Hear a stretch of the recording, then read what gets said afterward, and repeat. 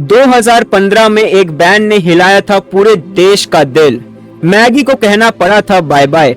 याद है वो डर जब FSSAI ने बोला था मैगी में लेड है। सब ने किचन से मैगी फेंक दी थी और नेस्ले को हुआ था 640 करोड़ का घाटा। नमस्ते दोस्तों, मेरा नाम हर्षित है और आज हम बात करने वाले हैं एक बहुत ही इंपॉर्टेंट और कंट्रोवर्शियल सवाल पर। क्या फिर से मैगी बैन होने वाली है?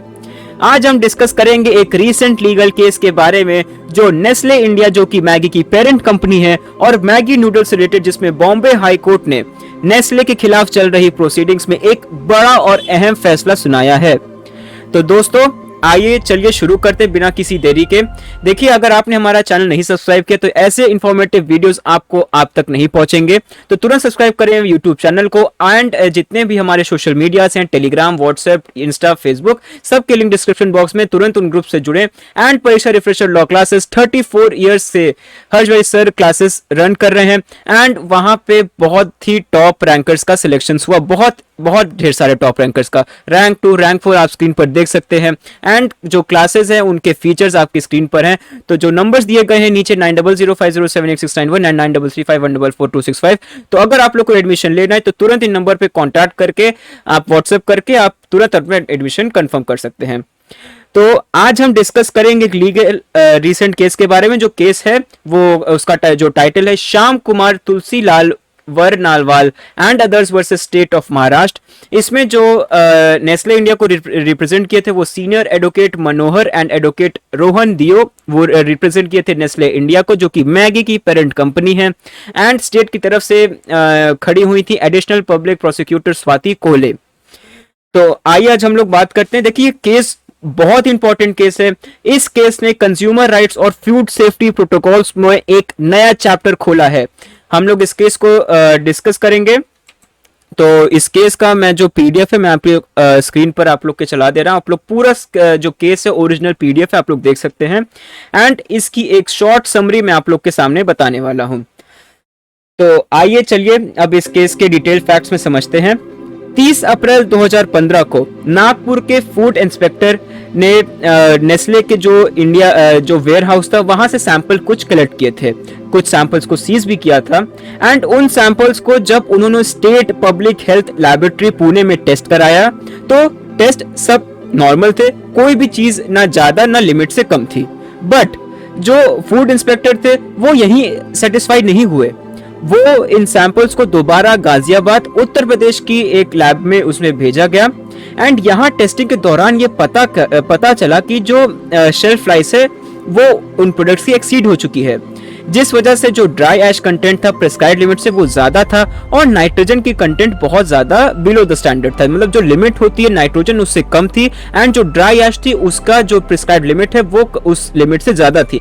बट यहाँ ध्यान रखिएगा ये बात कि शेल्फ लाइफ एक्सीड हो गई थी, मतलब कि जो प्रोडक्ट की एक्सपायरी डेट थी वो एक्सीड हो गई थी, तब इन सैंपल्स की सैंपलिंग ली गई थी। तो और उससे भी ज्यादा जरूरी बात यह है कि जो गाजियाबाद की लैब थी वो NABL से मान्यता प्राप्त लैब नहीं थी। इसी वजह इस रिपोर्ट को लीगल बेसिस पर चैलेंज किया गया एंड यही वो पॉइंट है जो केस का मेन फैक्टर बना। टेस्टिंग ऐसे लैब से हो तो रिपोर्ट पर भरोसा नहीं किया जा सकता है। जस्टिस उर्मिला जोशी फाल्के ने कोर्ट में कहा, जब तक प्रॉपर टेस्टिंग प्रोसेस फॉलो नहीं होता उन रिजल्ट्स पर कोई भी लीगल रिलायंस हम नहीं कर सकते। एप्लीकेंट्स ने ये आर्ग्यू किया कि सेक्शन 43 ऑफ FSS एक्ट, उन्होंने सेक्शन 43 ऑफ FSS एक्ट के अकॉर्डिंग उसमें आर्ग्यू किया। उस एक्ट में ये कहा गया है कि जो फूड लैब्स होती हैं वो मान्यता प्राप्त NABL से मान्यता प्राप्त होनी चाहिए एंड उनका जो रजिस्ट्रेशन प्रॉपर होना चाहिए। तो बट इस केस में क्या था, जो फूड इंस्पेक्टर थे उन्होंने ऐसी लैब से टेस्टिंग नहीं कराई थी। तो कोर्ट ने ये क्लियर किया कि सेक्शन 43 ऑफ एसएस एक्ट के अंडर फूड एनालिसिस तभी वैलिड होगी जब वो एक वैलिड लैबोरेटरी से, जो मान्यता प्राप्त लैब है उसी से हो और फूड अथॉरिटी के द्वारा रिकॉग्नाइज्ड हो। इस केस में जो लैब थी वो रिकॉग्नाइज्ड नहीं थी जब एनालिसिस हुआ था, तो उसकी रिपोर्ट को लीगल बेसिस पे हम उसे चैलेंज नहीं कर सकते हैं। कोर्ट ने ये हाईलाइट किया कि अगर टेस्टिंग मान्यता प्राप्त लैब से नहीं होती तो जो भी रिपोर्ट बने उस पर लीगल जो एक्शन हम लेंगे उसका फाउंडेशन बहुत ही वीक रहेगा। जैसे हम घर बनाते हैं उसका फाउंडेशन सबसे सबसे स्ट्रांग होना चाहिए, वैसे ही जो लीगल केस जब डिसाइड होता है तो उसका फाउंडेशन बहुत ज्यादा स्ट्रांग होना चाहिए, नहीं तो केस में कोई दम नहीं रहता। तो इस केस में जज ने यही कहा कि इसका फाउंडेशन, अगर हम इस रिपोर्ट के अकॉर्डिंग हम कोई जजमेंट देते हैं, कुछ डिसीजन देते हैं, तो उसका फाउंडेशन बहुत वीक होगा। ठीक है, तो जो ऑनरेबल जस्टिस थी उन्होंने नेस्ले इंडिया के रिप्रेजेंटेटिव के फेवर में डिसीजन दिया, और ये जजमेंट एक इंपॉर्टेंट प्रेसिडेंट सेट करता है कि रिगार्डिंग फूड सेफ्टी टेस्टिंग और लैब्स के स्टैंडर्ड्स के अकॉर्डिंग ये डिसीजन सिर्फ एक लीगल टेक्निकलिटी नहीं, ये कंज्यूमर राइट्स और सेफ्टी प्रोटोकॉल्स को मजबूत बनाने का एक मैसेज देता है। इस जजमेंट ने हमें सिखाया है कि सही प्रोसेस के बिना नतीजा पाना मुमकिन है, और जब तक टेस्टिंग एक मान्यता प्राप्त लैब से नहीं होती, प्रोडक्ट की क्वालिटी और सेफ्टी पर हम डाउट नहीं कर सकते हैं। तो अब ये सबसे बड़ा सवाल उठता है कि क्या मैगी फिर से बैन होगी।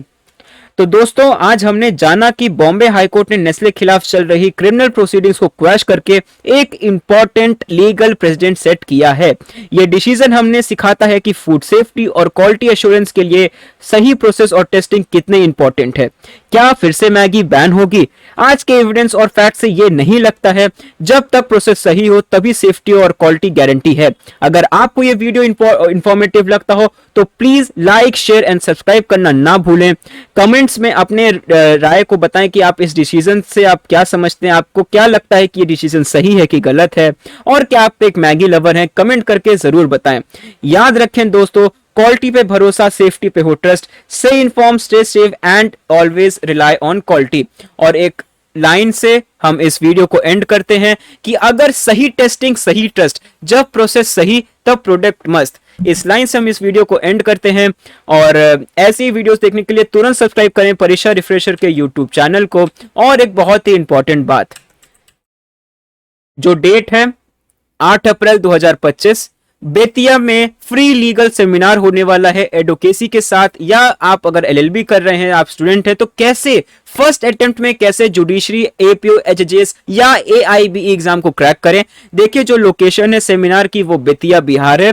डिस्ट्रिक्ट बार एसोसिएशन का जो ऑडिटोरियम है वेस्ट चंपारण बेतिया में, वहां पे ये सेमिनार होने वाला है। इस सेमिनार की और लेटेस्ट टू लेटेस्ट डिटेल्स जानने के लिए अभी तुरंत सब्सक्राइब करेंगे परीक्षा रिफ्रेशर के यूट्यूब चैनल को, एंड व्हाट्सएप ग्रुप से जरूर जुड़ें, एंड टेलीग्राम से भी। वहीं पे इस सेमिनार की जितनी भी लेटेस्ट टू लेटेस्ट आपको इंफॉर्मेशन दी जाएगी।